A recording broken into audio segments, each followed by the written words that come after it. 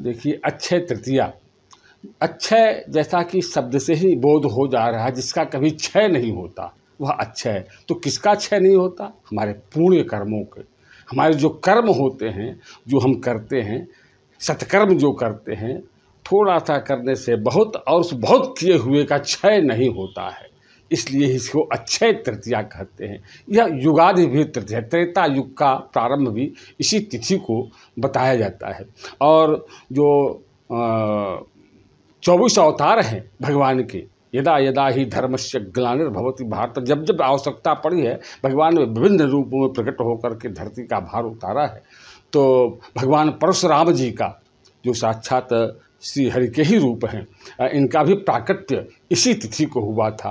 अन्य कल्पभेद से अगर हम धर्मशास्त्रों की माने तो हयग्रीव और नर नारायण का भी जन्म प्राकट्य इसी पर्व को हुआ था। इसीलिए इस तिथि को तीन महाभगवान के विग्रहों का अवतरण हुआ है, इसीलिए इसे अक्षय तृतीया कहा गया है।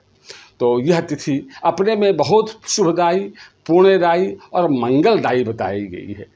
तीन महापुरुषों के देवतुल्य प्रभु रूप, परमात्मा स्वरूप मूर्तियों का प्राकट्य इसी तिथि को होने से इस दिन विशेष रूप से धर्मशास्त्रों में बताया गया है कि जप, तप, स्वाध्याय, दान और स्नान करने से जो पुण्य प्राप्त होता है वो अक्षय होता है, वो उसका कभी क्षय नहीं हो सकता है। यह ऐसा अक्सर ऐसा होता है कि आपका पुण्य क्षय होता है, लेकिन आज के दिन जो पुण्य कर्म करेगा, ऐसा धर्मशास्त्रों में बताया गया, तो उसका अक्षय फल की प्राप्ति होगी, उस कर्म का क्षय नहीं होगा। तो करना क्या चाहिए?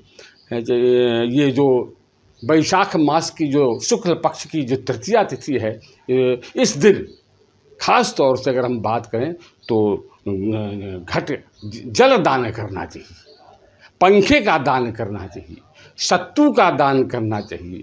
जो इस ऋतु के फल फूल हैं, खीरा, ककड़ी, इन सब का दान करना चाहिए, उपान्ह का दान करना चाहिए, छाता का दान करना चाहिए और गुप्त दान करना चाहिए। इस दिन स्वर्ण दान करने का विधान धर्मशास्त्रों में बताया गया है।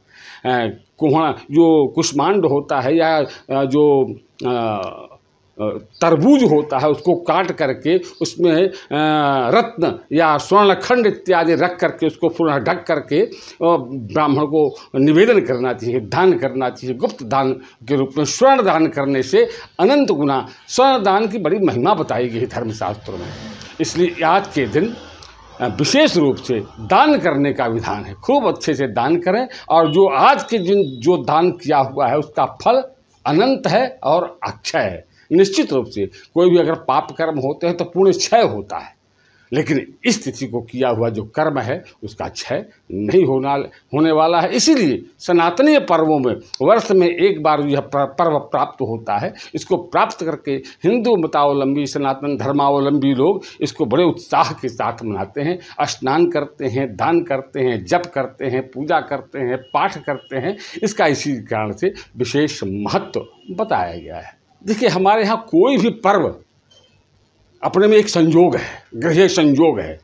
जैसे कि स्वयं जैसा कि हम जानते हैं वैशाख मास की तृतीया तिथि मेष का जब सूर्य होता है, लगभग उस समय ऐसे ग्रही योग बनते हैं, तब जाकर के तृतीया तिथि प्राप्त होती है। ये स्वयं अपने में एक मुहूर्त है और योग और संयोग है। लेकिन फिर भी और भी ग्रहों की जो रूप हैं, अगर हम बात करें अक्षय तृतीया पर, इस प्रकार का आज इस बार कैसा योग संयोग बन रहा है, बहुत उत्तम और अच्छा अनुकूल 100 वर्षों बाद लगभग ऐसा योग संयोग बन रहा है जिसमें हम कह सकते हैं कि 3 ग्रह उच्च के हैं। सूर्य उच्च का है, चंद्रमा उच्च का है और शुक्र ग्रह उच्च का है। और 2 ग्रह अपने घर में हैं। बृहस्पति मीन राशि पर हैं और शनि अपनी राशि कुंभ राशि पर है। तो ऐसा योग संयोग लगभग 100 वर्षों बाद ऐसा योग संयोग बना हुआ है। तो इस तरह के जब कोई ग्रह अपने घर में होता है तो बलवान होता है, जब कोई ग्रह उच्च का होता है तो बलवान होता है। तो एकदम बलवान मुहूर्त बना हुआ है। शो और रोहिणी नक्षत्र का योग बना हुआ है। और बताते हैं कि अगर रोहिणी नक्षत्र में का योग संयोग बनता है तो फसल खूब, धान्य धन धान्य खूब पैदा होता है। यानी कि ये अच्छा संकेत लेके आ रहा है अक्षय तृतीया का पर्व।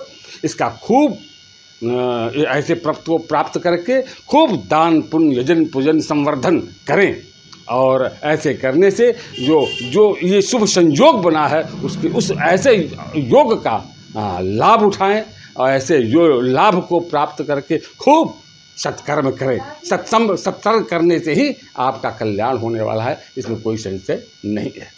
धर्म का व्यापारीकरण, निश्चित रूप से कोई भी कर्म हो, सत्कर्म हो, उसके आप जैसा कि जानते हैं मंदिर बन रहा है तो उसके आसपास माला फूल की दुकानें हैं, उनका व्यापार शुरू हो जाता है।